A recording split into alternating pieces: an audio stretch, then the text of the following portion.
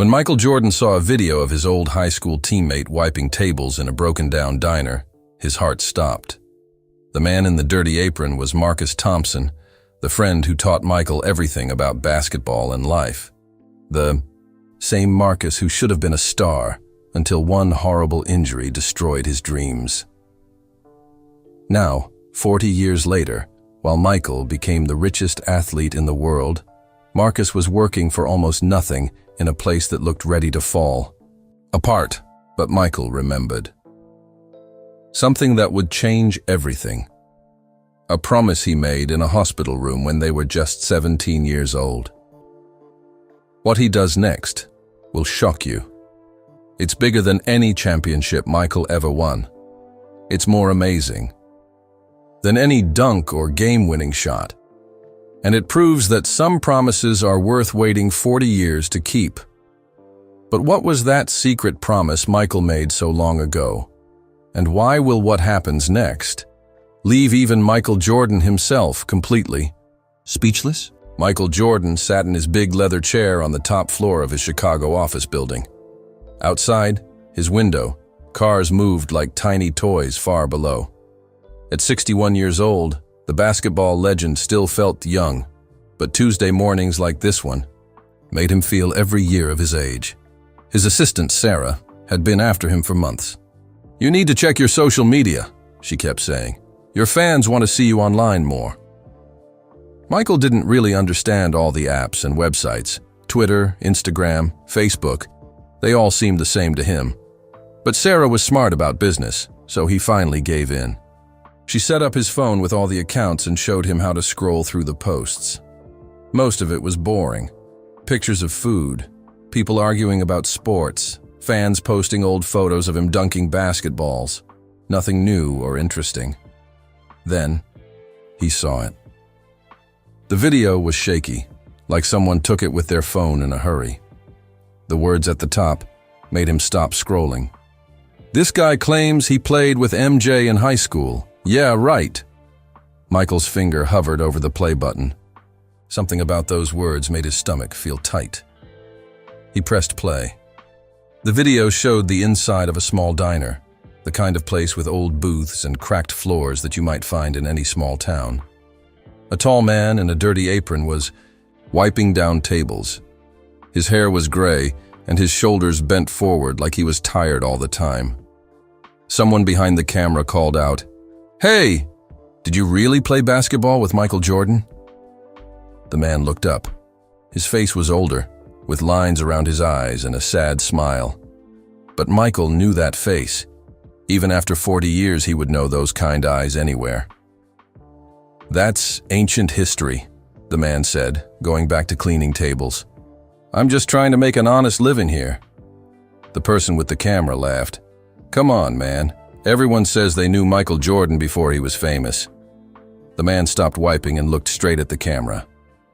"I don't need to prove anything to anybody. Michael Jordan was my friend. That's enough for me." The video ended. Michael stared at his phone screen. His hands were shaking. His heart was beating fast, like he had just run up 10 flights of stairs. Marcus Thompson. The name came back to him like a punch to the chest. Marcus Thompson from Emsley A. Laney High School. The same Marcus who taught him how to shoot free throws. The same Marcus who protected him from older kids who picked on him. The same Marcus who should have gotten a college scholarship too.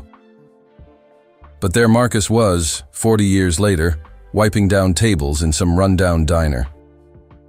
Michael watched the video again, then again. Each time he noticed more details that made his heart hurt. Marcus's hands were rough and cracked from hard work. His clothes were old and faded. The diner looked like it needed paint and new seats. This wasn't right. This couldn't be right. Michael had always wondered what happened to Marcus after high school. He had tried to find him a few times over the years, but life got busy. Championships to win, businesses to run, a family to raise. Somehow, Marcus had slipped away into the past. But seeing him like this, tired, forgotten, working so hard just to get by, made Michael feel sick. He thought about his own life, The mansion in Chicago, the house in North Carolina, the private jet, the millions of dollars in the bank. All the things that seemed so important just 5 minutes ago. None of it mattered now. Michael picked up his phone and called Sarah. "Cancel all my meetings today," he said. "What?" "Mr. Jordan, you have the board meeting at 2 and the interview with ESPN at 4. Cancel them all. I need to take a trip." "Where are you going?" Michael looked out his window at the busy city below. Somewhere out there, people were living their lives, chasing their dreams, trying to make it through each day. But all he could think about was a 17-year-old boy lying in a hospital bed with a broken knee and broken dreams. "I'm going home," he said. Sarah was quiet for a moment. "To North Carolina?" "Yes." "And Sarah? Book the fastest flight you can find to Wilmington. How long will you be gone?" Michael closed his eyes and saw Marcus's face again. The sad smile, the tired eyes, the way he kept working even while people made fun of him. "I don't know," Michael said. "As long as it takes." After he hung up, Michael sat alone in his office. The city noise seemed far away. All he could hear was his own heartbeat and a voice from long ago. "When I make it to the NBA, I'm coming back for you. Whatever you need, whenever you need it. That's a promise." He had said those words in a hospital room 40 years ago. He was just a kid then, full of big dreams and bigger promises. But he had meant every word. Now, looking at that video, Michael realized something that made his chest tight with shame. He had kept every promise he ever made about basketball, every contract, every endorsement deal, every business agreement. But the most important promise of all, the one he made to his best friend when they were both 17 years old, somehow he had forgotten about it. No, that wasn't true. He hadn't forgotten. He had just let other things become more important. He had told himself that Marcus was probably fine, probably successful, probably didn't need help from his old high school teammate. He had been wrong. Michael opened his laptop and searched for flights to Wilmington. As he typed, he could almost hear Marcus's voice from the video. "I'm just trying to make an honest living here." An honest living. While Michael Jordan was making millions playing a game, Marcus Thompson was wiping down tables in a diner that looked like it might fall down any day. The flight would leave in 3 hours. That gave Michael time to pack and think about what he was going to say when he saw Marcus again. But first, he watched the video one more time. This time, he noticed something he had missed before. When Marcus said, "Michael Jordan was my friend," his voice changed.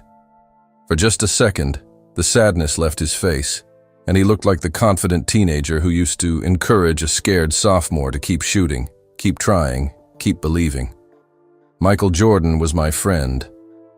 Not "is my friend," was. That hurt, more than anything else. Michael grabbed his jacket and headed for the door. He had a plane to catch and a promise to keep. A promise that was 40 years late, but maybe not too late. Maybe there was still time to prove that friendship means keeping your word, no matter how long it takes. 43 years earlier, 15-year-old Michael Jordan stood outside the gym at Emsley A. Laney High School. His hands were sweating, and his stomach felt like it was full of butterflies. Today was the day he would try out for the varsity basketball team again. Last year had been a disaster. He was too short, too skinny, and too scared. When Coach Herring posted the list of players who made the team, Michael's name wasn't on it. He had to play on the junior varsity team instead, which felt like the biggest failure of his life. But this year was different. This year, he had grown 4 inches over. The summer. This year, he had practiced every single day in his backyard. This year, he was ready. Or so he thought. "Hey, look who's back," called out David Rivers, a senior who had made varsity as a sophomore. "It's little Mike Jordan. You sure you're in the right place?" The other older players laughed. Michael, felt his face get hot with embarrassment, but he kept walking toward the gym doors. He had as much right to be here as anyone else. Inside the gym, about 30 boys were stretching and shooting around. Michael recognized most of them from school, but they all seemed bigger and stronger than he remembered. Maybe this was a mistake. "You nervous, kid?" Michael turned around. A tall senior with kind eyes was standing behind him. This was Marcus Thompson, the team captain and the best player most people had never heard of. Marcus wasn't the tallest or the fastest, but everyone said he was the smartest player on the court. "A little," Michael admitted. Marcus smiled. "Good. If you're not nervous, you don't care enough. I'm Marcus." "I know who you are," Michael said. "You scored 32 points against New Hanover last year." "You were paying attention. What's your name?" "Michael Jordan. But everyone calls me Mike." "Well, Mike, let me give you some advice. These tryouts aren't just about how well you can play. They're about how well you can learn. Show them you can listen, and they might give you a chance to prove you can play." Before Michael could respond, Coach Herring blew his whistle. "All right. Boys, line up for suicides." For the next 2 hours, Michael ran harder than he ever had in his life. His lungs burned, his legs ached, and sweat poured down his face. But every time he wanted to quit, he looked over at Marcus, who was encouraging everyone around him. "Come on, Mike," Marcus would shout. "You got this." During scrimmages, the older players tried to push Michael around. They fouled him hard and talked trash when he missed shots, but Marcus was always there. "Don't let them get in your head," Marcus whispered during a water break. "They're testing you. Show them you can take it." When David Rivers elbowed Michael in the ribs during a rebound drill, Marcus stepped between them. "That's enough, Rivers. Play the game right." "Mind your own business, Thompson," Rivers shot back. Marcus stared at him calmly. "This is my business. We're all teammates here." Rivers backed down. Everyone respected Marcus too much to argue with him for long. As the days went by, Marcus became like an older brother to Michael. After practice, when everyone else went home, Marcus would stay and work with him on his shooting form. "You're rushing your shot," Marcus explained one evening as they practiced alone in the empty gym. "Basketball isn't about being fast, it's about being smooth. Feel the rhythm." Michael tried again, focusing on Marcus's advice. The ball went through the net with a perfect swish. "There you go," Marcus said, grabbing the rebound. "Do it again." They practiced until the janitor came to lock up the gym. As they walked to the parking lot, Marcus shared stories about his own dreams. "I'm going to play college ball," Marcus said. "My mom works 3 jobs to take care of me and my 2 little sisters. A scholarship would change everything for my family." "What about the NBA?" Michael asked. Marcus laughed, but not in a mean way. "One step at a time, Mike. First, I need to get noticed by college scouts. Then we'll see what happens." Michael could hear the hope in Marcus's voice. Marcus had good reason to be hopeful, too. He was averaging 18 points and 12 rebounds per game. College scouts came to their games regularly, and Marcus's name was mentioned in the local newspaper almost every week. "What about you?" Marcus asked. "What are your dreams?" Michael felt embarrassed to say it out loud, but something about Marcus made him feel safe. "I want to play in the NBA someday." Marcus didn't laugh. Instead, he stopped walking and looked at Michael seriously. "You know what? I believe you can do it. You've got something special, Mike. Heart. Most players have talent, but not everyone has heart." As the season progressed, Michael earned more playing time. He was still coming off the bench, but Coach Herring trusted him in important games. And whenever Michael felt overwhelmed or scared, Marcus was there with encouragement.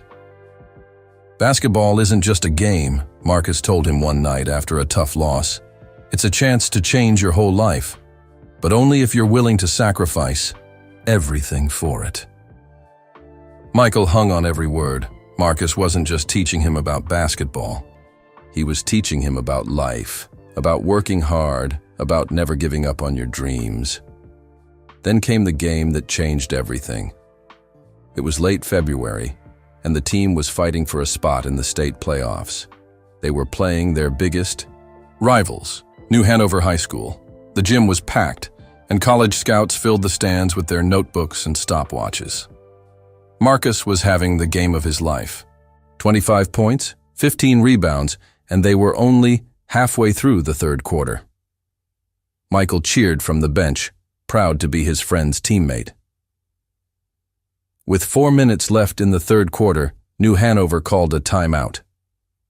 Marcus jogged over to the bench, breathing hard but smiling. This was his moment to shine in front of all those college scouts. "Keep feeding me the ball in the post," Marcus told his teammates. "I can score on their big man all day." The timeout ended and play resumed. Marcus positioned himself under the basket, calling for the ball. When it came to him, he spun around his defender and jumped toward the rim. The sound that came next would haunt Michael for the rest of his life. Pop. It was Marcus's knee. He came down wrong from his jump, and something inside his leg snapped like a broken stick. Marcus collapsed to the floor, screaming in pain and clutching his knee. The gym went completely silent except for Marcus's cries.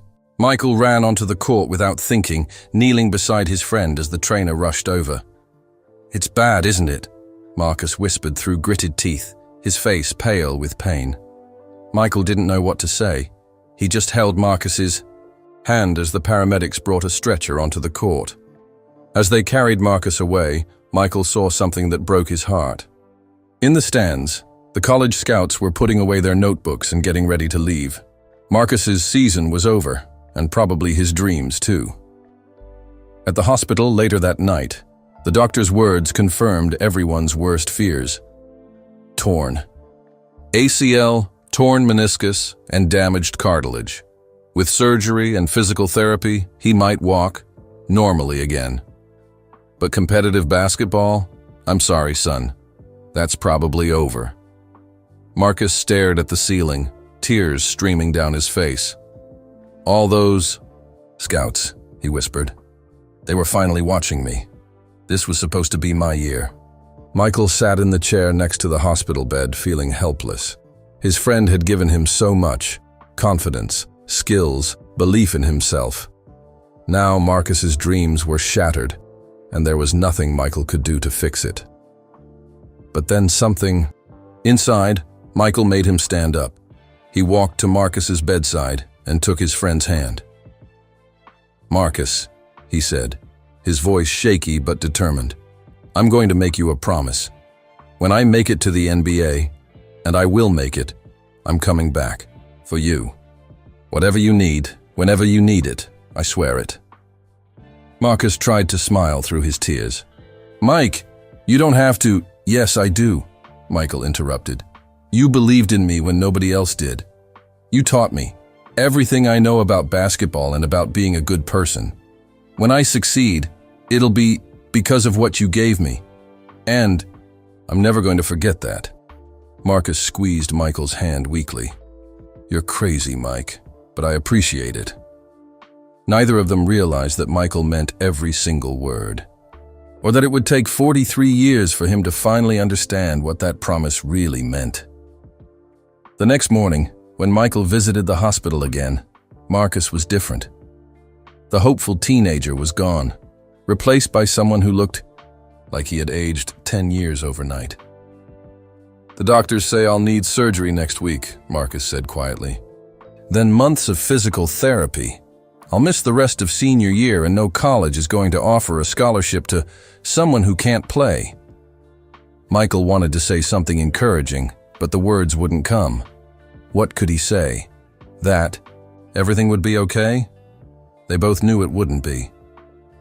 "Promise me something, Mike," Marcus said. "Promise me you won't give up on your dreams because of what happened to me. Promise me you'll keep playing, keep working, keep believing." "I promise," Michael said. "And promise me something else. When you make it big, because you will, remember that Success isn't just about you. It's about lifting up the people around you. That's what real champions do. Michael nodded, not fully understanding what Marcus meant, but knowing it was important. As he left the hospital that day, Michael carried two promises with him. The one Marcus asked him to make, and the one he had chosen to make himself. He would become the best basketball player in the world, and he would never forget the friend who made it all possible. Present day. Michael's private jet touched down at Wilmington International Airport just as the sun was setting. He had barely slept during the 3-hour flight, his mind racing between memories of the past and worries about what he would find. The rental car felt strange after years of being driven everywhere in luxury vehicles. But Michael wanted to do this alone. No assistants, no bodyguards, no cameras, just him and the friend he had left behind. As he drove through the familiar streets of Wilmington, Michael's heart grew heavier. The town looked smaller than he remembered, and many of the buildings seemed tired and worn down. This wasn't the thriving place he had pictured Marcus living in all these years. Murphy's Diner sat on a corner that had seen better days. The paint was peeling from its walls, and the neon sign flickered like it might go out at any moment. Through the windows, Michael could see cracked vinyl booths held together with gray tape. He parked across the street and just watched for a while. A few customers went in and out, mostly older people who moved slowly and dressed like they didn't have much money. This wasn't the kind of place Michael had eaten at in decades. Taking a deep breath, Michael pulled his baseball cap low over his eyes and put on sunglasses. He didn't want to be recognized, not yet. First, he needed to see Marcus with his own eyes. The bell above the door made a tired ding when Michael walked in. The smell hit him immediately. Old grease, coffee that had been sitting too long, and the faint odor of cleaning supplies that couldn't quite cover up years of wear. And there, behind the counter, was Marcus Thompson.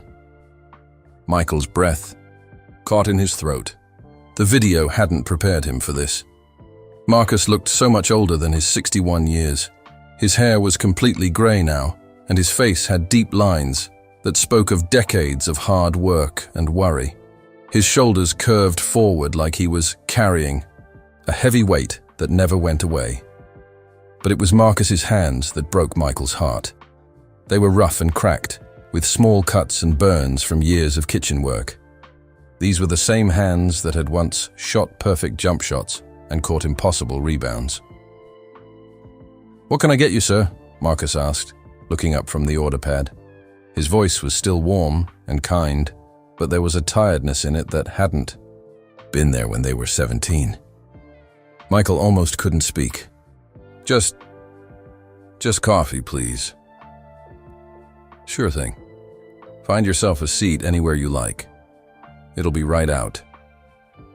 Michael slid into a booth near the back and watched as Marcus poured coffee from a pot that looked like it had been used for years.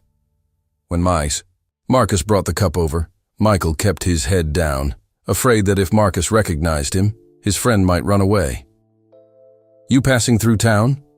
Marcus asked, setting down the coffee with a small smile. "Something like that," Michael managed to say. "Well, welcome to Wilmington. Not much to see here anymore, but the people are good." Marcus started to walk away, but Michael couldn't let him go. Not yet. "Actually," Michael said, "I was wondering if you could tell me about this place. Looks like it has some history." Marcus's face lit up a little. "Murphy's has been here for 30 years. Mr. Murphy started it back when this part of town was busier. He passed away about 5 years ago, and his family was going to sell it. But the folks around here, they needed this place. So we found a way to keep it running." "We?" Michael asked. "Well, I've been working here for 15 years. Started washing dishes when the furniture factory closed down. Worked my way up to day manager." Marcus shrugged like it was no big deal, but Michael could hear the quiet pride in his voice. As Marcus talked, More customers came in. Michael watched his old friend work. Despite everything, the worn-down diner, the obviously difficult circumstances, Marcus treated every customer like they mattered. He remembered their usual orders, asked about their families, and never seemed rushed even when the place got busy. An elderly woman came in and sat at the counter. "The usual, Mrs. Patterson?" Marcus asked with a genuine smile. "You know me too well, Marcus," she replied. "How's your back feeling today?" "Can't complain," Marcus said, though Michael noticed he moved carefully when he bent to get something from under the counter.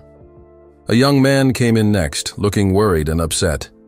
"Marcus," he said quietly, "I hate to ask, but could I get a cup of coffee? I'll pay you back on Friday when I get paid." "Don't worry about it, Tommy," Marcus said, pouring the coffee. "We've all been there. Just pass it on when you can." Michael's chest tightened. Even with so little, Marcus was still taking care of other people. After the lunch rush died down, the diner became quiet. Michael had been nursing the same cup of coffee for 2 hours, and Marcus finally had a moment to rest. He sat down at the counter, rubbing his lower back with a wince. That's when Michael made his decision. He couldn't hide anymore. He got up from the booth and walked to the counter, removing his sunglasses and baseball cap as he went. Marcus looked up, and for a moment, his face went completely blank.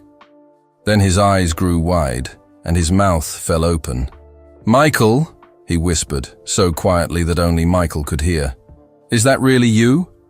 Michael nodded, his throat too tight to speak. Marcus looked around the empty diner, then back at Michael. What are you doing here?" "I saw the video," Michael said. "The one where someone asked if you really played basketball with me." Marcus's face flushed with embarrassment. "Oh, that. I told them not to post that foolish thing. I don't like people thinking I'm bragging or making up stories." "But it's not a story, is it?" Michael said. "We did play together." "That was a long time ago," Marcus replied, standing up slowly. "You probably don't even remember." "I remember everything," Michael interrupted. "I remember you teaching me how to shoot free throws. I remember you protecting me from David Rivers. I remember the promise I made to you in the hospital." Marcus's eyes filled with tears, but he quickly looked away. "Michael, you were just a kid. We both were. You don't owe me anything." "Why didn't you ever call me?" Michael asked. "Why didn't you ever reach out?" Marcus was quiet for a long moment. When he finally spoke, his voice was heavy with old pain. "I tried," he said. "Back in the early 90s, when you were winning championships, I tried to reach you. I called the Bulls office, wrote letters to your agent. I wasn't asking for money or favors. I wanted to say congratulations. Maybe catch up, you know." Michael's heart sank. "What happened?" "Your people made it pretty clear that Michael Jordan doesn't have time for old high school friends. They said you get hundreds of people claiming to know you, and they can't let everyone through." Michael felt sick. He had never known about any of this. His handlers had been protecting him from people who wanted something from him, but they had also kept away the people who truly mattered. "After that," Marcus continued, "I figured you had moved on to bigger and better things, which was fine. I was proud of you, Michael. Every time I saw you on TV, every time you won another championship, part of me felt like I was there with you." "But you should have been there," Michael said, his voice breaking. "You should have had your chance too." Marcus shook his head. "Life doesn't always work out the way we plan. After my knee injury, I spent 2 years in community college, working part-time jobs to help my mom pay the bills. Then she got sick, cancer. I had to drop out to take care of her and my sisters." "What happened to your mom?" Michael asked, though he was afraid to hear the answer. "She passed away 5 years ago. We did everything we could, but the medical bills..." Marcus's voice trailed off. "Let's just say I'm still paying them off." Michael stared at his friend, trying to process everything he was hearing. While he had been building a billion-dollar empire, Marcus had been struggling just to keep his family afloat. The factory job lasted about 10 years, Marcus continued. When they moved the plant to Mexico, I was out of work for 6 months. That's when Mr. Murphy hired me here. I've been grateful for this job ever since. But Marcus, Michael said, you were one of the smartest players I ever knew. You could have done anything. Marcus smiled sadly. I did do something. I took care of my family. I helped keep this diner running so people in this neighborhood have a place to get a decent meal they can afford. Maybe it's not what I dreamed of when I was 17, but it's honest work. Michael looked around the worn diner, then back at his friend. Do you ever think about what might have been? If you hadn't gotten hurt? Marcus was quiet for a moment. You know what I think about? I think about how proud I am that the kid I helped teach to shoot free throws became the greatest basketball player who ever lived. I think about how you proved that dreams can come true if you work hard enough and never give up. But what about your dreams? Michael asked. My dreams changed, Marcus said simply. After Mom got sick, my dream became making sure she was comfortable. After she passed, my dream became making sure this community had a place where people could count on a good meal and a friendly face. Dreams don't always look the way we expect them to. Michael felt tears running down his cheeks. Here was his friend, the man who had given him the foundation for everything he had achieved, and Marcus was proud of him. Even after decades of struggle, even after being forgotten and ignored, Marcus was still the same generous, caring person he had always been. I never forgot you, Michael said. I never forgot what you did for me or the promise I made. You were 17 years old in a hospital room, Marcus replied. Nobody holds you to promises made when you're 17. I do, Michael said firmly. I hold myself to that promise. Marcus studied Michael's face, and for the first time since he had recognized him, he looked curious rather than embarrassed. What are you saying, Michael? Michael took a deep breath. I'm saying it's time I kept my word. It's 43. Years late, but it's time. Marcus shook his head. I don't need charity, Michael. I'm doing fine. This isn't charity, Michael said. This is friendship. This is keeping a promise. This is about showing you that everything I became because of what you taught me. The bell above the door rang as another customer came in. Marcus automatically straightened up, ready to serve whoever needed him. I have to get back to work, he said quietly. I know, Michael replied. But Marcus, I'm not going anywhere. We're going to figure this out together. As Marcus walked away to take care of his customer, Michael stayed at the counter, his mind racing. He had found his friend, but Marcus was different than he had expected. This wasn't someone who was bitter or angry about how life had treated him. This was someone who had found dignity in service, who had chosen to take care of others even when no one was taking care of him. Michael realized that just throwing money at Marcus wouldn't solve anything. His friend didn't need to be rescued. He needed to be honored. He needed to be shown that his life had meaning, that his choices mattered, that his dreams weren't worthless just because they looked different than expected. As Michael watched Marcus work, serving customers with genuine care and kindness, he began to understand what keeping his promise really meant. It wasn't about making Marcus rich or famous. It was about showing him that the greatest success isn't measured in trophies or money, but in the lives you touch and the people you lift up. But first, Michael had to convince Marcus to let him try. That night, Michael couldn't sleep in his hotel room at the Hampton Inn. Every time he closed his eyes, he saw Marcus's tired face and rough hands. He kept thinking about all the years that had passed, all the opportunities missed, all the times he could have reached out but didn't. At 3 a.m., Michael gave up trying to sleep. He sat at the small desk in his room and started making phone calls. First to his business manager in Chicago, then to his foundation director, then to contacts he had in North Carolina. With each call, an idea began to form in his mind.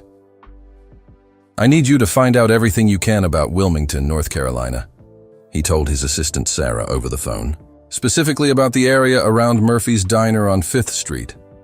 I want to know about property values, zoning laws, community needs, everything. Mr. Jordan, it's 3 in the morning, Sarah said sleepily. I know. This is important. More important than any business deal I've ever made. When the sun came up, Michael drove back to Murphy's Diner.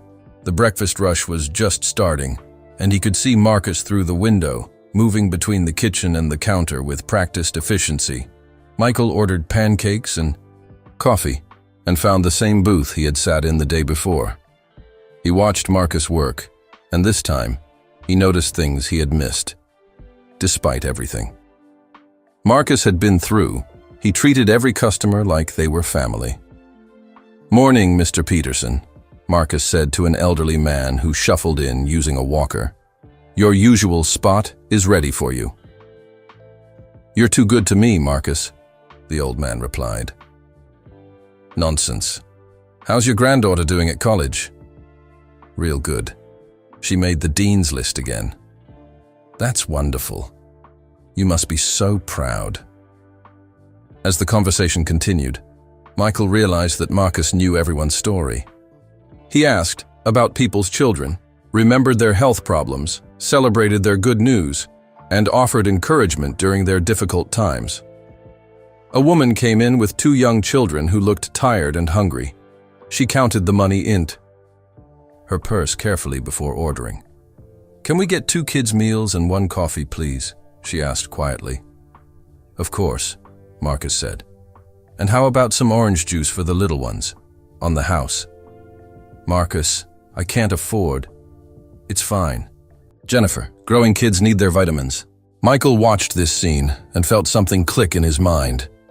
Marcus hadn't just been surviving for the past 40 years. He had been serving his community, taking care of people who needed help, being the kind of leader Michael remembered from high school. After the breakfast rush ended, Marcus came over to Michael's table. "You're back," Marcus said, sitting down across from him. "I told you I wasn't going anywhere," Michael replied. "Michael, I've been thinking about yesterday. I appreciate you coming to see me, I really do.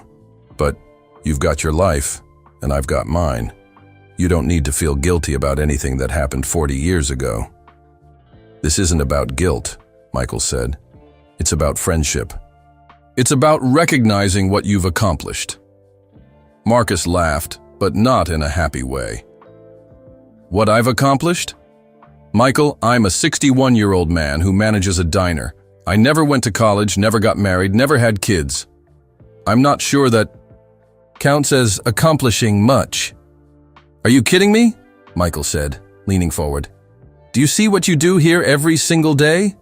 Do you see how these people depend on you? Do you understand that you're the heart of this community?" Marcus looked uncomfortable. "I just do my job." "No, you do way more than your job. You take care of people. You remember their names, their stories, their problems. You give free meals to families who can't afford them.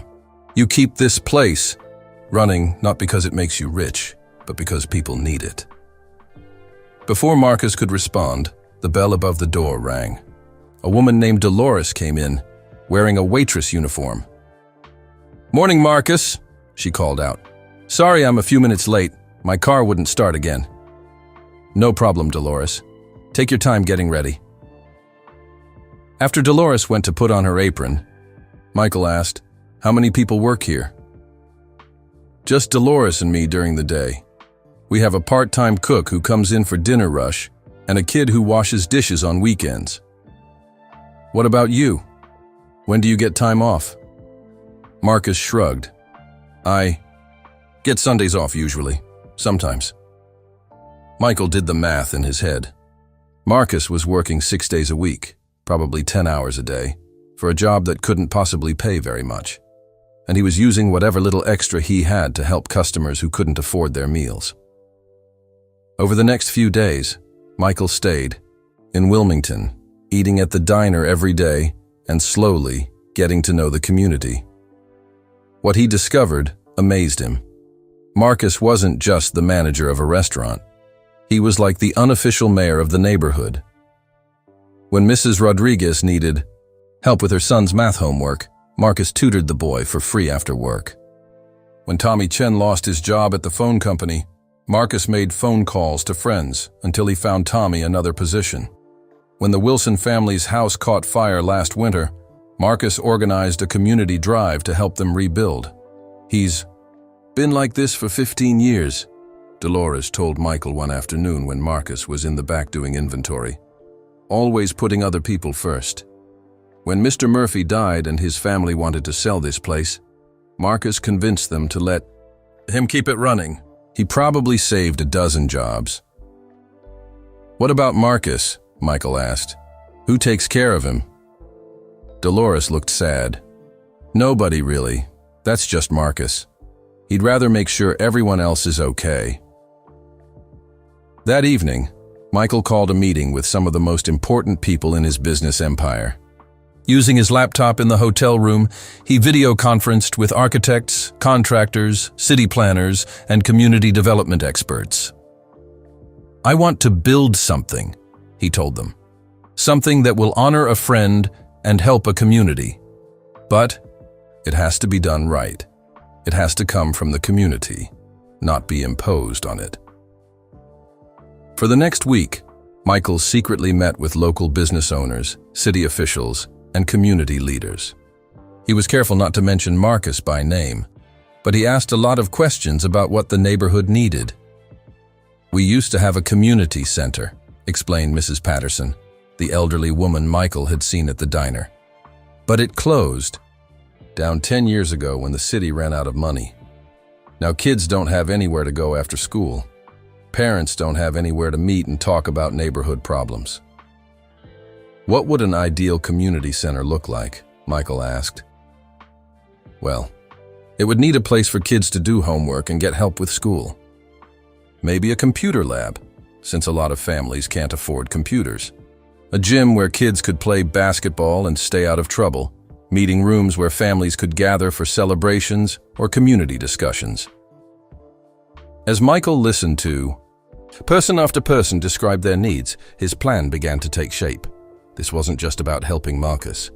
This was about creating something that would benefit everyone, while giving Marcus a chance to do what he had always been meant to do: lead and inspire young people. But there were challenges. The city had concerns about permits and zoning. Some community members worried that if Michael Jordan got involved, their neighborhood would change in ways they didn't want. Property values might go up, forcing longtime residents to move away. Michael spent hours in meetings, explaining that his goal wasn't to gentrify the neighborhood, but to strengthen it. He wanted to create opportunities for the people who already lived there, not replace them with wealthier newcomers. "This community already has everything it needs to succeed," Michael told the city council at a special meeting. "Strong families, caring neighbors, hard-working people. All I want to do is provide some resources to help those strengths grow." Meanwhile, Marcus remained completely unaware of what was happening around him. He noticed that Michael was spending more time in town, eating at the diner every day and talking to various people. But he assumed his old teammate was just catching up with old friends before returning to his regular life. One evening, as they sat together in the empty diner after closing time, Marcus asked, "How long are you planning to stay in town?" "As long as it takes," Michael replied. "As long as what takes?" Michael looked at his friend, really looked at him. Marcus was curious but not suspicious. He trusted Michael, just like he had when they were teenagers. "Marcus, do you remember what you told me about basketball being a chance to change your life?" "Yeah, of course." "Well, I think you were only half right. Basketball isn't just a chance to change your own life. It's a chance to change other people's lives too." Marcus looked confused. "What do you mean?" "I mean that the most important thing you taught me wasn't how to shoot a basketball. It was how to care about other people, how to use whatever success you have to lift up the people around you." Michael, I'm not sure I understand what you're getting at. Michael stood up and walked to the diner's front window. Outside, the neighborhood was quiet, except for a few streetlights and the distant sound of traffic. What if I told you that everything you've done here matters more than any championship I ever won? What if I told you that the way you've taken care of this community is exactly the kind of leadership this world needs? Marcus joined him at the window. That's nice of you to say, but it's not nice, Michael interrupted. It's true, and I think it's time the rest of the world recognized it. What are you talking about? Michael turned to face his friend. I'm talking about keeping the promise I made to you 40 years ago. Not by giving you money or making you famous, but by giving you the chance to do what you've always been meant to do on a bigger scale. Marcus stared at him. Michael, you're scaring me a little. What exactly are you planning? Michael smiled for the first time since arriving in Wilmington. Trust me, Marcus. Like you trusted me when we were kids. Can you do that? Marcus searched Michael's face, and slowly, his expression softened. I've trusted you for 43 years, Michael. I'm not about to stop now. Good, Michael said. Because tomorrow, I'm going to show you something that's going to change everything. As they locked up the diner and walked to their cars, Marcus asked one more question. Michael, whatever you're planning, promise me it won't hurt these people. They've been through enough. This community has been good to me, and I won't let anything bad happen to it. I promise, Michael said. What I'm planning will be the best thing that's ever happened to this community, including you. That night, Michael made one final phone call to his team in Chicago. Everything is ready, he told them. Tomorrow, we change 2 lives, maybe more. The next morning, word began to spread through Wilmington that something big was happening. Michael had asked several community leaders to meet him at the old Emsley A. Laney High School gymnasium at 10 a.m., but he hadn't told anyone exactly why. Marcus opened the diner as usual, unaware that across town, dozens of people who cared about him were gathering to be part of something special. At the high school, Michael stood in the same gym, where he and Marcus had practiced together 43 years ago. The basketball hoops were still there, though the floor looked older and the paint on the walls had faded. This was where it all began, and this was where he wanted to reveal his plan. Mrs. Patterson arrived first, using her walker but moving with excitement. She was followed by Dolores from the diner, then Mrs. Rodriguez, Tommy Chen, and several other people Michael had met over the past week. Local business owners came, along with the mayor, the school principal, and even some former high school classmates who still lived in the area. Thank you all for coming, Michael said, standing at center court.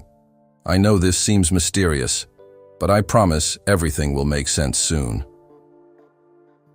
Coach Williams, now retired but still living in Wilmington, raised his hand. Michael, it's good to see you back home. But what's this all about? It's about Marcus Thompson, Michael said simply. A murmur went through the crowd. Everyone knew Marcus, and everyone had a story about how he had helped them or someone they loved. For the past week, I've been learning about this community, Michael continued. I've heard story after story about Marcus and the way he spent the last 15 years taking care of all of you. What I want to know is, are you ready to take care of him for once? What do you mean? Asked Mr. Garcia, who owned the corner grocery store. Michael smiled. I mean, it's time to show Marcus that his kindness hasn't gone unnoticed. It's time to give him the chance to do what he's always been meant to do. Help young people achieve their dreams. Michael gestured to the back of the gym, where a large screen had been set up. His team from Chicago had worked all night to prepare a presentation that would explain everything. The Marcus Thompson Community Center, Michael announced as architectural drawings appeared on the screen, will be built on the vacant lot next to Murphy's Diner. The crowd gasped as they saw the beautiful plans. The building was modern but welcoming, with large windows and spaces designed for families to gather. It will include a full-size basketball court, Michael continued, a computer lab with 20 workstations, tutoring rooms, meeting spaces, and a cafe that will be an expansion of Murphy's Diner. Mrs. Patterson started crying. "A place for the children to go after school," she whispered. "We've needed this for so long." "But here's the most important part," Michael said. "Marcus will be the director. This center needs someone who understands this community. Someone who has given his life to serving others. Someone who can teach young people that success isn't just about individual achievement." Dolores stood up. "Does Marcus know about this?" "Not yet," Michael admitted. "That's where all of you come in. This can't just be something I'm giving to Marcus. It has to be something the community is giving to him. It has to come from all of you." The room erupted in excited conversation. People were talking over each other, sharing ideas, asking questions, and offering to help. "How much will this cost?" asked the mayor, always practical. "That's already taken care of," Michael said. "But what I need from all of you is much more important than money. I need your commitment to make this center work. I need volunteers to help with programs. I need parents to send their kids here. I need community members to use the meeting spaces and make this a real gathering place." Tommy Chen raised his hand. "What kind of programs are you thinking about?" "That's up to Marcus and all of you to decide," Michael replied. "But I'm hoping for after-school tutoring, computer classes for adults, basketball leagues for kids, job training programs, family support groups, whatever this community needs most." Over the next hour, the excitement in the gym grew and grew. People were volunteering left and right. Mrs. Rodriguez offered to teach Spanish classes. Coach Williams said he would help with basketball training. The high school principal promised to connect the center with the school's academic support programs. "When would this open?" asked Mrs. Patterson. "If we can get all the permits and approvals, construction could start next month. We're hoping to open by next spring." "Next spring?" Dolores looked worried. "Michael, that's wonderful. But what if Marcus doesn't want to do this? What if he thinks it's too much responsibility?" Michael had been wondering the same thing. Marcus was proud and independent. He might feel overwhelmed by such a big opportunity, or he might worry that he wasn't qualified to run a community center. "That's why I need all of you," Michael said. "Marcus has spent 15 years taking care of everyone else. Now it's time for everyone else to show him how much that meant. When he sees that this whole community believes in him, maybe he'll start believing in himself again." After the meeting ended, people lingered in the gym, still talking excitedly about the plans. Michael pulled aside a smaller group, the people who knew Marcus best, for a private conversation. "I need to be honest with you," he said. "This is going to be a big change for Marcus. He's been hurt before, and he's learned not to hope for too much. He might be scared that this is too good to be true." "What do you want us to do?" asked Dolores. "Just be yourselves. Tell him what he means to you. Tell him what this center could mean for the community. Help him understand that he's not getting charity. He's getting the recognition he's always deserved." As people began to leave, Coach Williams stayed behind to talk with Michael privately. "You know," the old coach said, "I always wondered what happened to you boys after high school. I knew you made it big, obviously, but Marcus just seemed to disappear." "He didn't disappear," Michael said. "He just stayed here and took care of everyone. While I was playing basketball, he was playing something more important. He was playing the game of life, and he was winning at it every single day. And now you want to give him a bigger court to play on?" Michael smiled. "Exactly." That afternoon, word spread through the neighborhood faster than Michael had expected. People were calling their friends, posting on social media, and stopping by the diner to congratulate Marcus on something he didn't understand yet. "What's going on?" Marcus asked Dolores during the lunch rush. "People keep coming in here, acting strange. Mrs. Patterson hugged me for 5 minutes and wouldn't tell me why." I think people are just feeling grateful, Dolores said, trying not to smile too widely. Grateful for what? For you, Marcus, for everything you do. Marcus looked confused but didn't have time to ask more questions. The diner was busier than usual, with people coming in who normally ate lunch at home or at chain restaurants across town. Michael arrived at his usual time, but now he wasn't alone. Several of the people from the morning meeting had come with him, and they all sat together in the large booth near the back. "This is weird," Marcus muttered to Dolores. "It's like everybody in town decided to eat lunch here today." "Maybe word is getting out about how good the food is," Dolores suggested. As the afternoon went on, more people kept coming. Families that Marcus hadn't seen in months. Teenagers who usually hung out at the mall. Even some people from other parts of town who had heard about the diner through friends. By closing time, Marcus was exhausted but puzzled. "I don't understand what's happening," he told Michael as they sat together after everyone else had left. "What do you mean?" "Everyone's been acting strange today. Happy, but strange. And they all keep looking at me like they know something I don't." Michael felt his heart beating faster. The moment was almost here. "Marcus," he said carefully, "what would you say if I told you that all these people love you? That they see you as a leader, not just as someone who serves them food? I'd say you're being nice, but that's not how the world works. What if I could prove it to you?" Marcus looked at his friend suspiciously. "How?" "Meet me tomorrow morning at our old high school, in the gym where we used to practice." "Why?" "Because it's time you learned something about yourself that everyone else already knows." Marcus was quiet for a long moment. "Michael, you're starting to scare me again." "Don't be scared," Michael said, standing up and putting his hand on Marcus's shoulder. "Be excited. Tomorrow, everything changes. Tomorrow you find out what keeping a promise really means." As Michael walked to his car, he could see Marcus through the diner window, cleaning tables and turning off lights. Tomorrow, Marcus would discover that he wasn't just a man who managed a restaurant.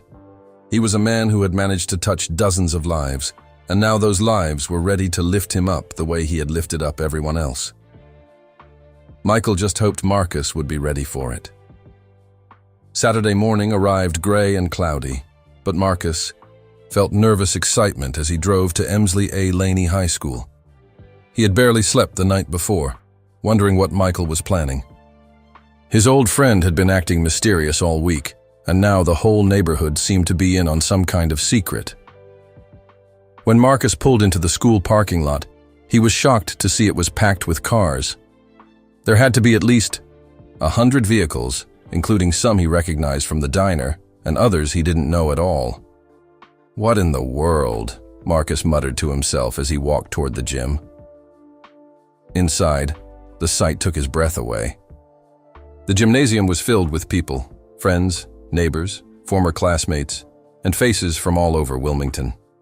There were families with children, elderly couples, teenagers, and business owners.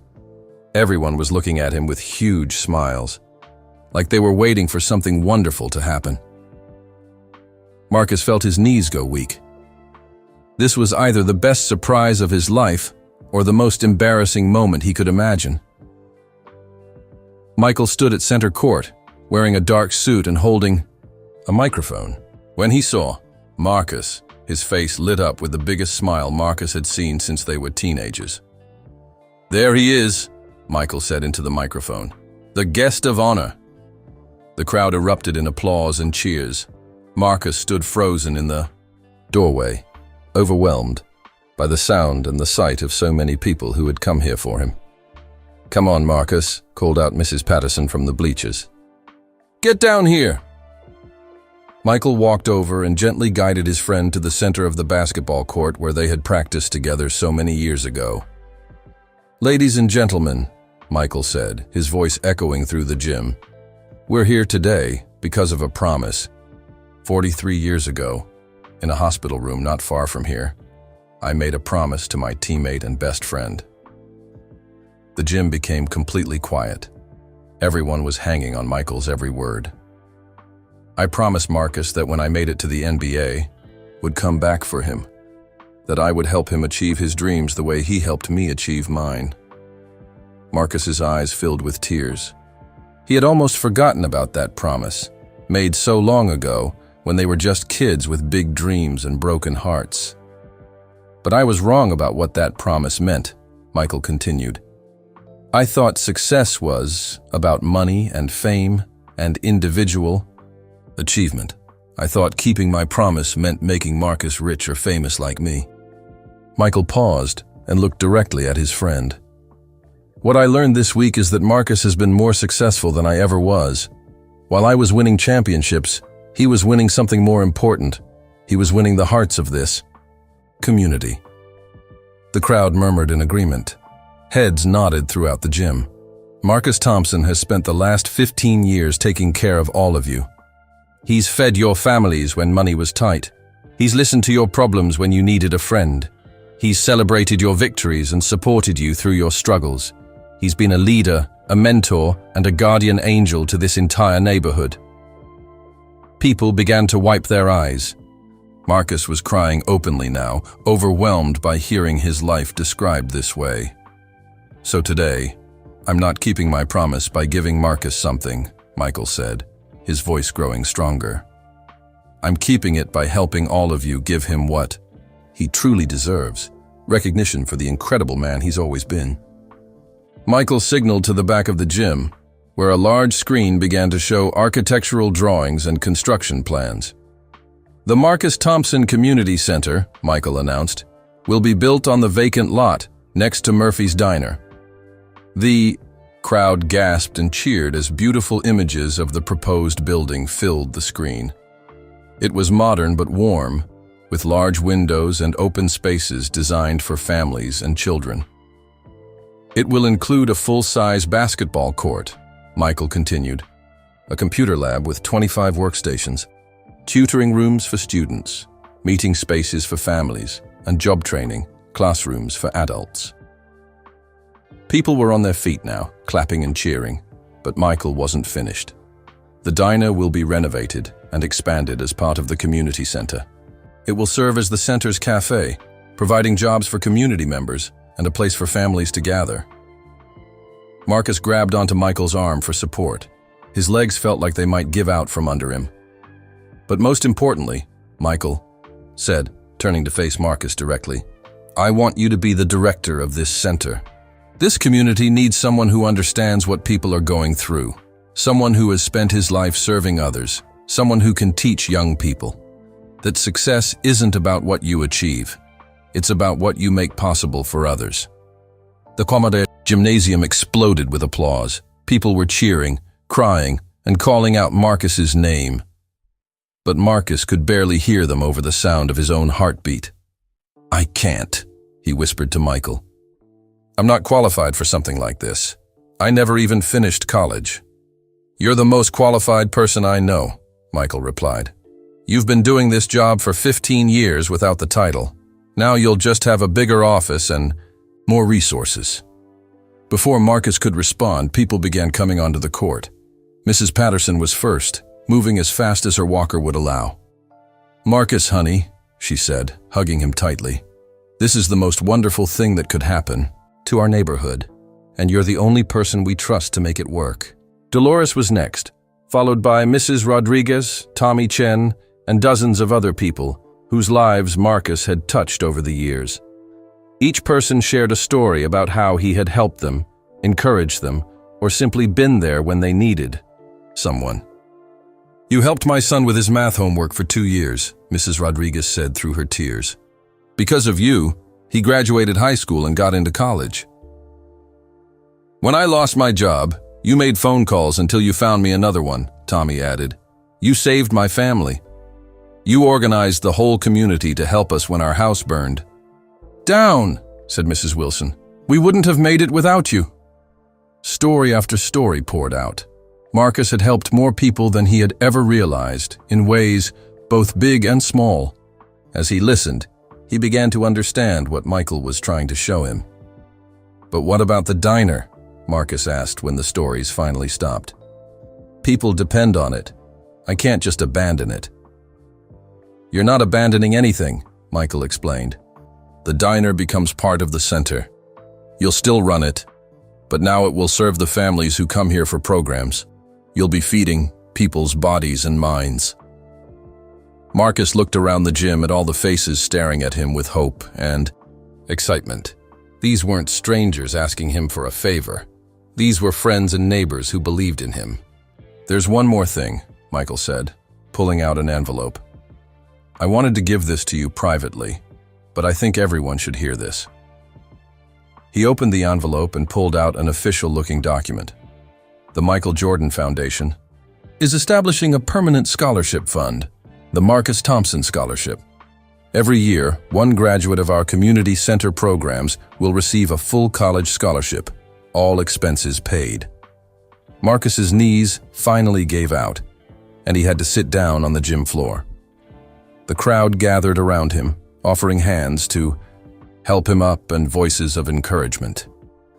"The scholarship," Michael continued, "will go to students who show that success isn't just about grades or athletics.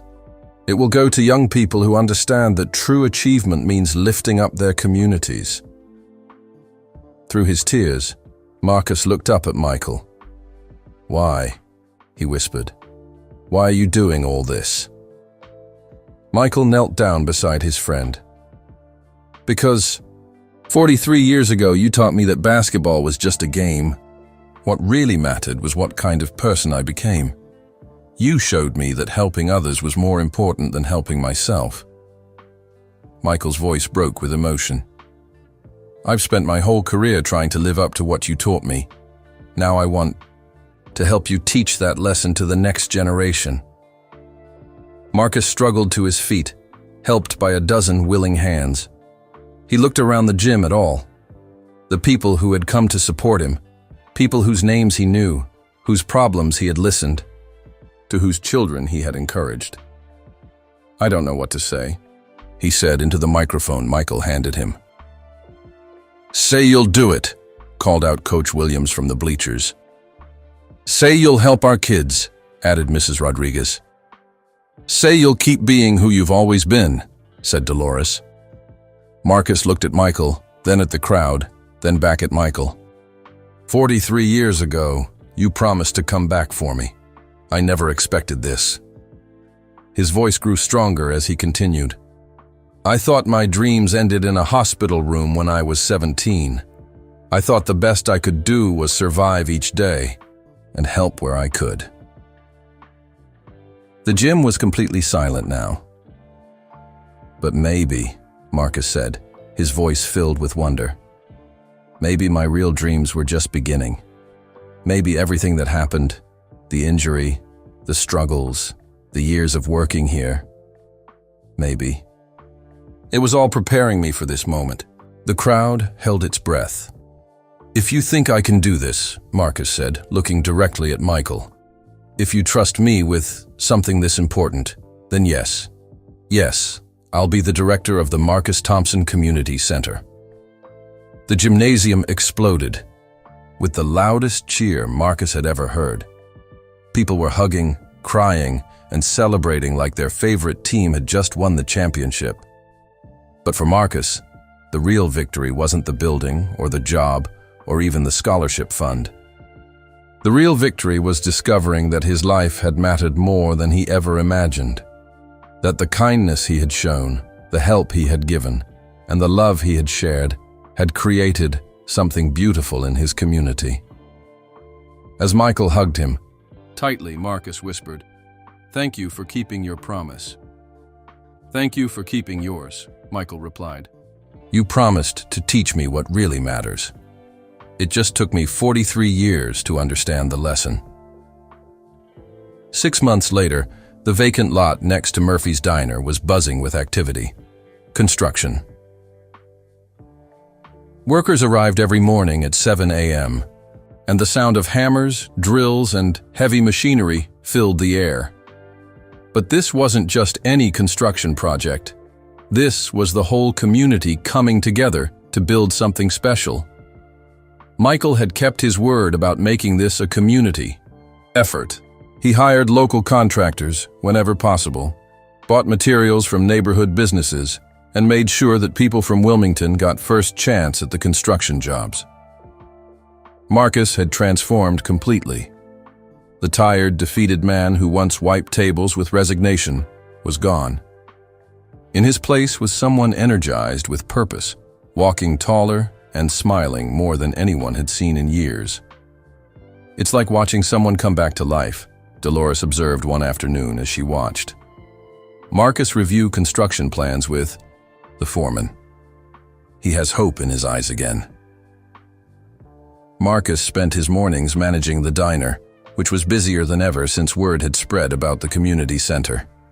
But his afternoons were devoted to planning programs, interviewing potential staff members, and meeting with families who would benefit from the center's services. He had enrolled in online courses to learn about community program management, nonprofit administration, and youth development. Every evening after the diner closed, Marcus could be found at his kitchen table with his laptop, studying and preparing for his new role. "I can't believe how much there is to learn," Marcus told Michael during one of his regular visits to check on the project. "Running programs for kids, managing volunteers, working with schools, applying for grants. It's like going back to college." "Are you feeling overwhelmed?" Michael asked with concern. "No," Marcus replied, and his voice was filled with excitement. "For the first time in decades, I feel like I'm exactly where I'm supposed to be." The community had rallied around the project in ways that exceeded everyone's expectations. Local high school students volunteered their time to help with construction cleanup. Retired teachers signed up to tutor kids in the computer lab. Former athletes offered to coach basketball and other sports.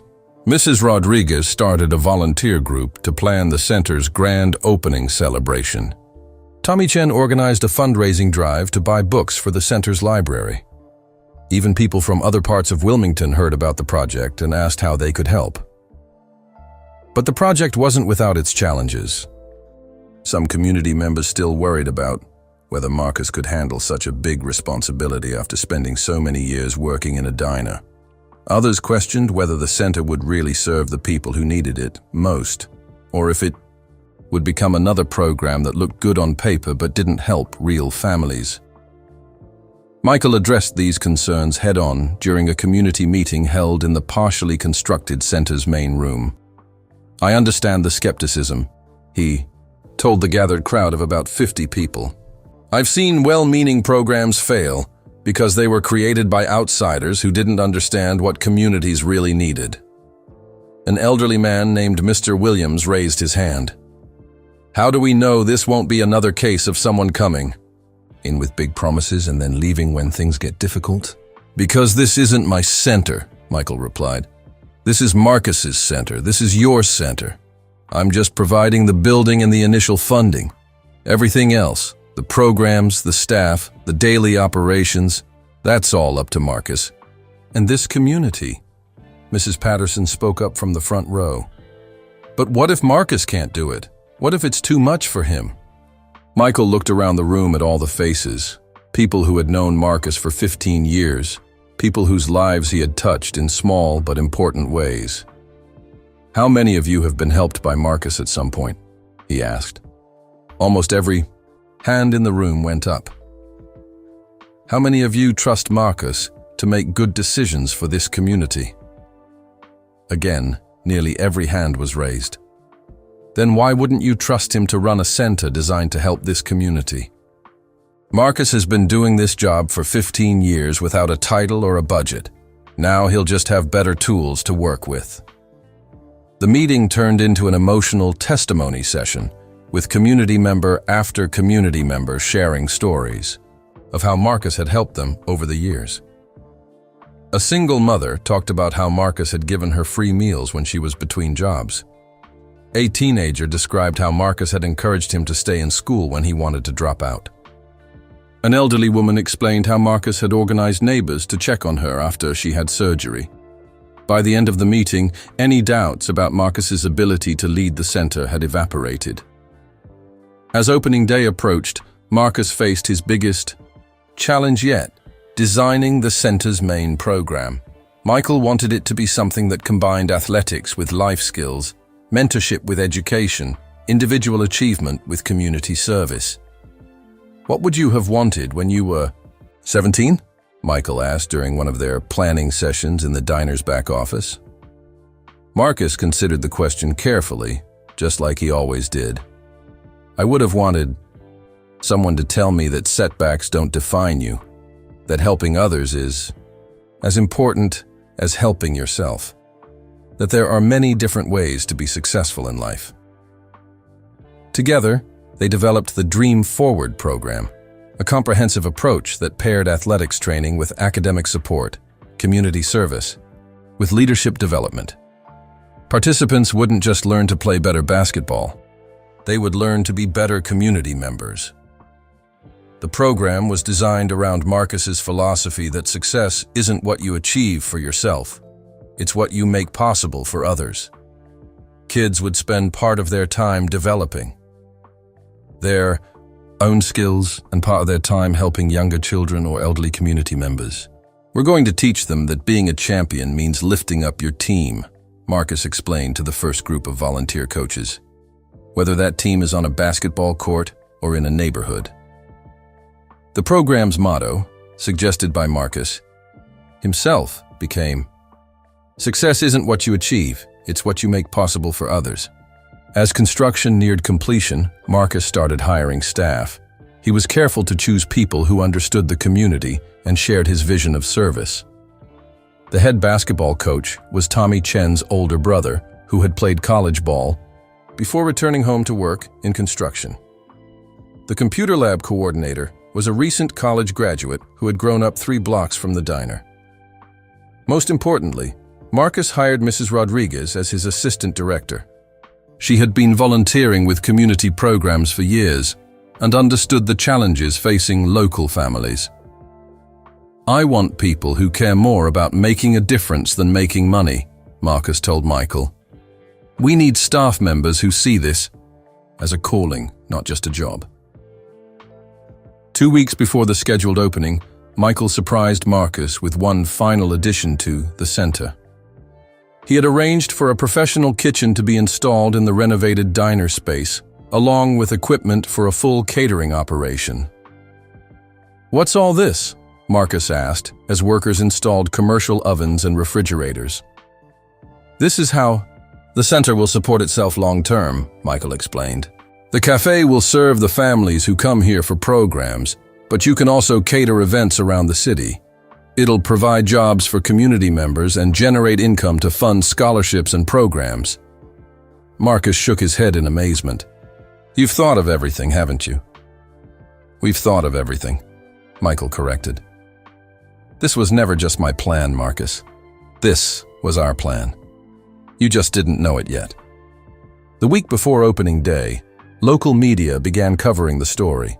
Newspapers from Raleigh and Charlotte sent reporters to interview Marcus and Michael. Television stations wanted to film inside the new center. But Marcus insisted that the focus stay on the community, not on celebrity. "This isn't about Michael Jordan building something," he told reporters. "This is about a community that never gave up on each other. This is about proving that success means helping the person next to you succeed too." During one interview, a reporter asked Marcus if he ever felt bitter about the path his life had taken. Bitter? Marcus seemed genuinely surprised by the question. "Why would I be bitter? I got to spend 43 years serving people I care about. I got to watch kids grow up and families support each other. I got to be part of something bigger than myself." He paused, looking out the window at the nearly completed community center. "And now I get to do all of that on a bigger scale, with better resources, for more people. How could anyone be bitter about that?" The night before the official opening, Marcus couldn't sleep. He walked through the empty center, running his hands along the walls and imagining all the activities that would soon fill these rooms. The basketball court where kids would learn about teamwork, the computer lab where adults would develop job skills, the meeting rooms where families would gather to solve problems and celebrate successes. Michael found him there at 2 a.m. sitting, alone in the middle of the basketball court. "Having second thoughts?" Michael asked, sitting down beside his friend. "No," Marcus replied, "just feeling grateful, and maybe a little scared." "Scared of what?" "Scared that I won't live up to what everyone expects. Scared that I'll let down all these people who believe in me." Michael was quiet for a moment, remembering all the times Marcus had encouraged him when he was scared and uncertain. "Do you remember what you told me before my first varsity game?" Michael asked. Marcus smiled. "I told you that fear means you care. If you're not scared, you don't understand how important this is." "And what else did you tell me?" "I told you to use that fear as fuel, to let it push you to work harder and care more." "Well," Michael said, standing up and offering his hand to help Marcus to his feet, "sounds like you're exactly where you need to be." As they walked toward the exit, Marcus looked back one more time at the gymnasium that would soon be filled with young people learning about basketball and life. "Thank you, Michael, for everything, but especially for helping me remember who I was supposed to be." "Thank you for showing me who I was supposed to be," Michael replied. "It just took us 43 years to figure it out together." The Marcus Thompson Community Center officially opened on a bright Saturday morning in October, exactly 1 year after Michael first saw the video of his old teammate wiping down tables in Murphy's Diner. The parking lot was packed with families, local officials, media representatives, and visitors from across North Carolina who had come to witness this remarkable story's culmination. Marcus stood at the center's front entrance, wearing a crisp polo shirt with the new logo, a basketball, net designed to look like a community of connected hands. He was nervous but confident, surrounded by the staff he had carefully selected and trained over the past months. At 9 a.m. sharp, Michael arrived, but not in a limousine or fancy car. Instead, he walked from the renovated diner with a group of local kids who had become the center's first official participants in the Dream Forward program. It was a symbolic gesture that said everything about how this project had stayed true to its community roots. "You ready for this?" Michael asked Marcus as they stood together before the ribbon-cutting ceremony. "I've been ready my whole life," Marcus replied with a smile. "I just didn't know it until now." The opening ceremony was held in the main gymnasium, where a banner hung from the ceiling, reading, "Dreams don't have expiration dates." Local officials spoke about the importance of community investment. Religious leaders offered prayers and blessings. Several young people, who had already started participating in programs, shared what the center meant to them. But the most powerful moment came when Marcus took the microphone. His voice was steady, his message clear and heartfelt.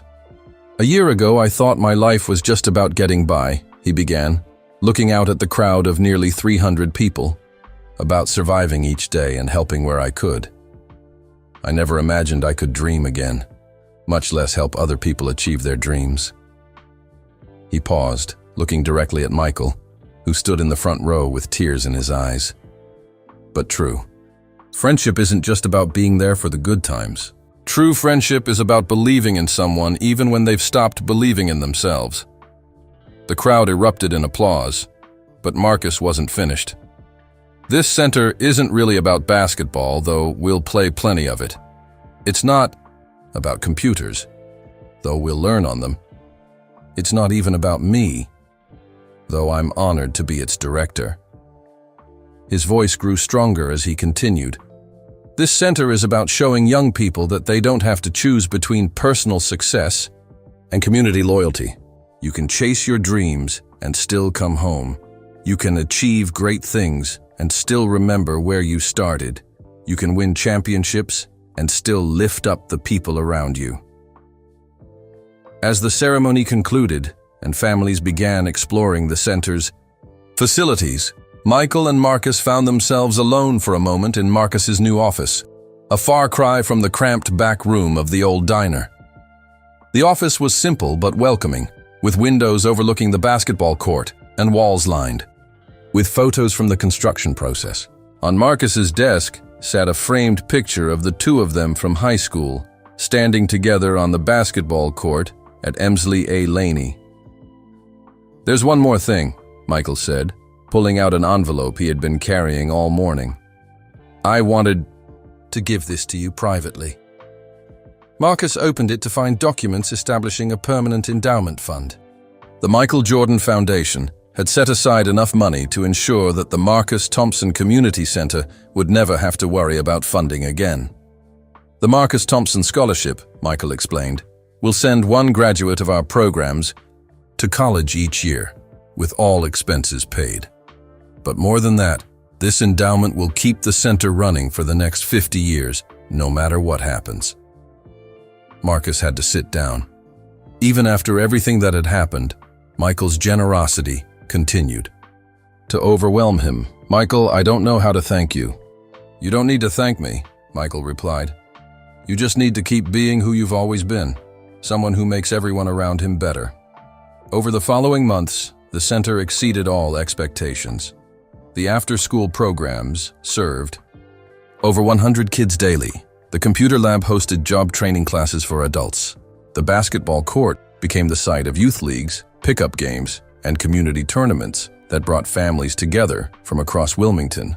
Marcus's Dream Forward program became a model that attracted attention from educators and community leaders across the country. Kids didn't just improve their basketball skills. They improved their grades, developed leadership abilities, and learned the value of service to others. Every participant was required to spend time helping in the community, reading to younger children, visiting elderly residents, helping with neighborhood cleanup projects. The message was clear. Success means lifting others up, not just climbing. Hire yourself. "We're not just teaching them to be better players," Marcus explained to a group of visiting educators from other cities. "We're teaching them to be better people. We're showing them that talent without character is empty, and that the greatest victories happen when everyone wins together." The renovated diner had become the heart of the center, serving hundreds of meals each day to program participants and their families. Marcus had hired 6 full-time staff members from the community, providing good jobs with benefits and opportunities for advancement. But perhaps most importantly, the center had become what Michael and Marcus always envisioned, a place where dreams begin, not end. Where young people learn that success isn't about leaving your community behind, but about using your achievements to lift your community up. One afternoon, 6 months after opening, Michael returned to Wilmington for what had become a monthly visit. He found Marcus in the gymnasium, working with a group of teenagers on basketball fundamentals. But this wasn't just about sports, it was about life. "Remember," Marcus was telling a young girl who was struggling with her jump shot, "basketball is like everything else in life. It's not about being perfect. It's about being persistent. It's about getting back up every time you fall down." The girl nodded, set her feet, and took another shot. This time it went in, and her teammates cheered. "See?" Marcus said with a smile. "Success isn't about never missing. Success is about never giving up." Michael watched from the sidelines, remembering when Marcus had said almost exactly the same words to him 44 years ago. Some things never change, and that was exactly how it should be. After the practice ended, Michael and Marcus sat on the front steps of the community center, looking out at the neighborhood that had been transformed by hope and hard work. "Do you ever think about what would have happened if you hadn't seen that video?" Marcus asked. Michael considered the question. "I think I would have found you. Eventually. Maybe it would have taken longer, but I think deep down, I always knew I had a promise to keep. And what if I had said no? What if I had been too scared to take on something this big?" "Then I would have kept trying until you said yes," Michael replied. "Because the Marcus Thompson I knew in high school was never afraid of a challenge. He was just afraid of letting other people down." Marcus nodded. "You know what the best Parties? 3 of our kids have already been offered college scholarships. But more importantly, they're all committed to coming back and helping the next group of kids. Just like you came back for me, Michael said. Just like you came back for me, Marcus agreed. As the sun set over Wilmington, casting long shadows, across the community center's parking lot, both men felt a deep sense of peace. They had kept their promises to each other. But more than that, they had created something that would keep making promises to young people for generations to come. The Marcus Thompson Community Center stood as more than just a building. It was proof that friendship matters, that loyalty matters, that keeping your word matters. It was evidence that success isn't measured by what you accumulate, but by what you contribute. And in a small town in North Carolina, that lesson was changing lives, one dream at a time. 2 years after the center's opening, Michael Jordan returned to Wilmington for what had become an annual tradition, the Marcus Thompson Community Center's anniversary celebration. But this visit was different from all the others. Marcus met him at the airport, and as they drove through town, Michael marveled at the changes he could see everywhere. The area around the community center had been transformed. New businesses had opened, drawn by the foot traffic and positive energy the center created. Property values had risen, but longtime residents hadn't been pushed out. Instead, they had been lifted up. "Remember when you asked me what I regretted most?" Marcus said as they pulled into the center's parking lot, which was now twice as large as it had been originally. "I said it was never getting to coach. Well, I want to show you something." They walked into the gymnasium, where Marcus's dream, forward program was in full session. 25 teenagers were running drills, but these weren't just basketball exercises. Each activity was designed to teach life skills, teamwork, persistence, leadership, and community responsibility. "Coach Thompson," the kids called out when they saw Marcus. It was clear they respected and loved him in the same way Michael once. Michael watched as Marcus worked with a young girl named Keisha, who was struggling with her jump shot. The patience, the encouragement, the way he built her confidence, it was exactly how Marcus had once helped a skinny sophomore named Michael Jordan believe in himself. "Keep your eyes on the rim," Marcus told her gently. "Don't think about the people watching. Don't worry about missing. Just focus on what you want to achieve." Keisha nodded, took a deep breath, and shot the ball. It swished through the net perfectly. "There you go," Marcus said, high-fiving her. "See what happens when you believe in yourself?" "You know what the best part is," Marcus said quietly to Michael as they watched the practice continue. 5 of these kids have already been offered college scholarships, but more importantly, they're all committed to coming back and helping the next group of kids. "Just like you taught me," Michael said. "Just like you taught me," Marcus replied, with a smile.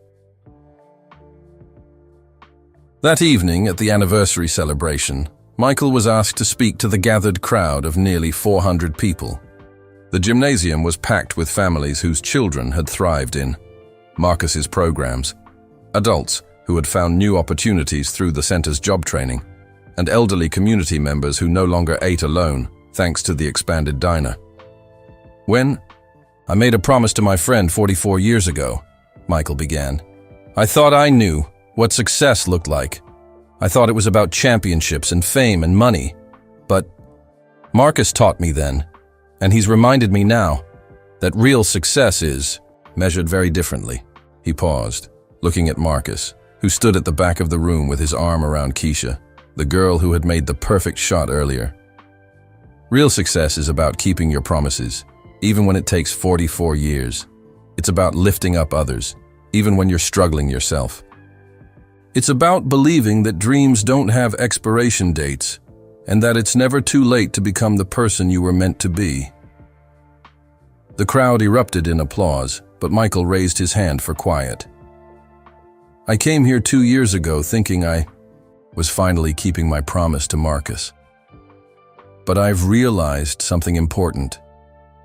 Marcus had been keeping promises to this community every single day for decades.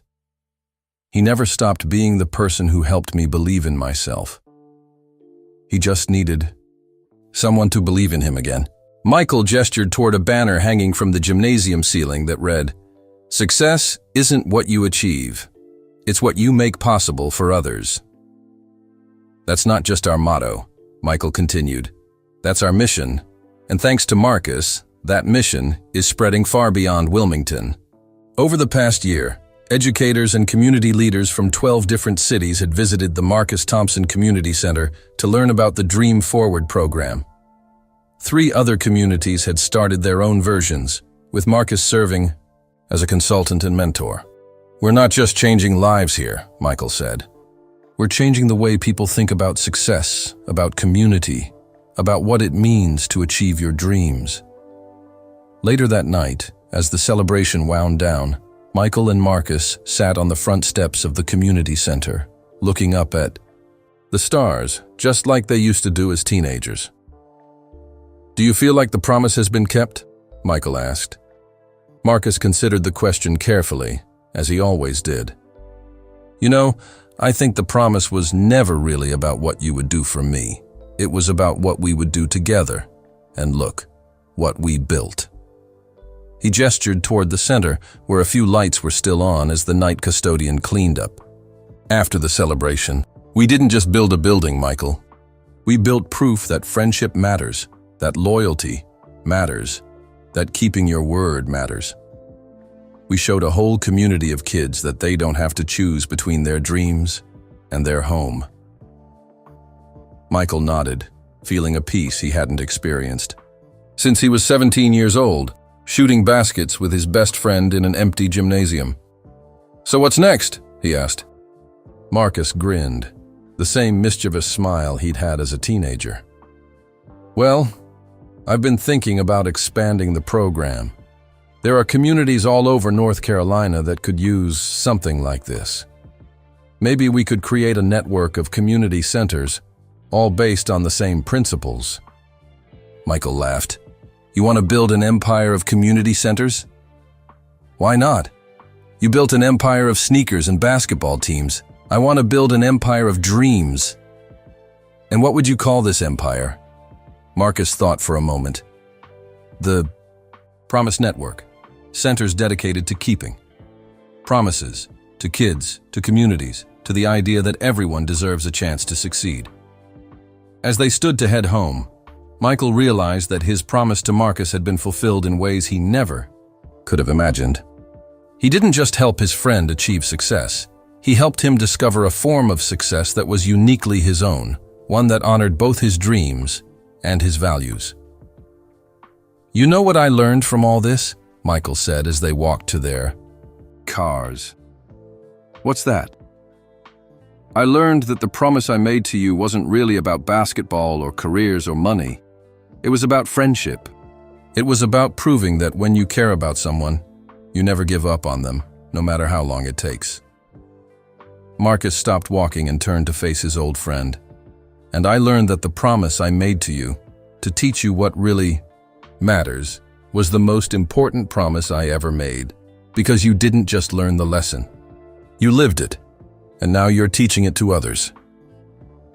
They stood there in the parking lot.